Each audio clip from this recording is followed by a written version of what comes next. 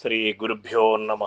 సుజ్ఞాన దీపమను గురుగీతల నుండి వేళ మనం 3వ అధ్యాయము నుండి 125వ శ్లోకాన్ని భక్తి శ్రద్ధలతో పరిశీలన చేసుకుందాం. పాదుకాసన శయ్యాది గురునాయదభీష్టితం నమస్కుర్వీత తత్సర్వం పాదాభ్యాం న స్పృశేత్ క్వచిత్.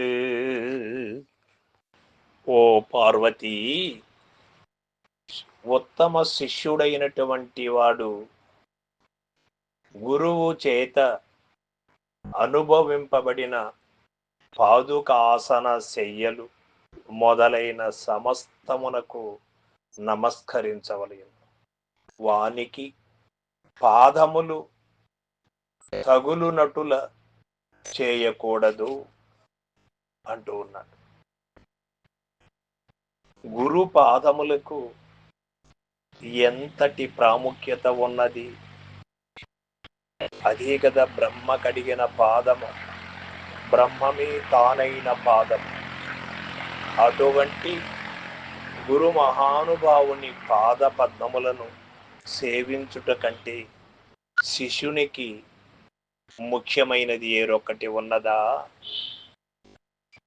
భరతుడు శ్రీరామచంద్రుని పాదములను తన శిరస్సుపై మోసుకొని వచ్చి రాజ్యాది సింహాసనముపై శ్రీరామచంద్రుని పాదములను ఉంచి పాదుక పట్టాభిషేకం చేశాడు. మనము అట్లాంటి విషయములను గుర్తించుకోవాలి పురాణముల ద్వారా. అది మనకు ఉపయోగపడుతుంది.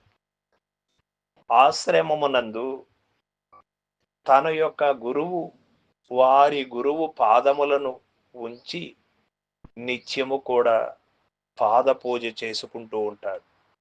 శిష్యులైనటువంటి వారు అదే పద్ధతిలో రావాలి.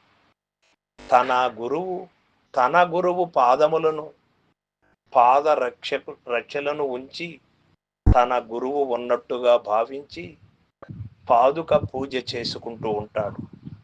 ఆ విధముగానే శిష్యుడు తన గురువుకి ప్రత్యక్షంగా పూజలు వనర్చి, గురువు లేనప్పుడు గురువు లేడే అని ఓరక ఉండక తన గురువు పూజిస్తున్నటువంటి గురు పాదములను తన గురువు పాదములుగా భావించి ఎల్లవేళల యందు కూడా పూజ చేయవలెను.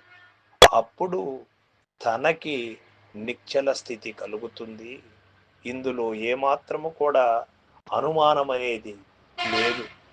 కాబట్టి గురు పాదములు అక్కడ ఉన్నది కొయ్యి చెక్కలే కదా అనే భావన కలిగినచో వారి గతి పతన గతి, అందులో ఏరే అనుమానము లేదు. అక్కడ ఉన్నది గురు పాదములే, గురు పాద రక్షలు అక్కడ ఉన్నాయి అంటే గురువు నడయాడినటువంటి పాదములు అని మనం భావించాలి. ఆ స్థితి ఎవరికి కలుగుతుంది అంటే నిజమైనటువంటి సత్శిష్యులకి కలుగుతుంది.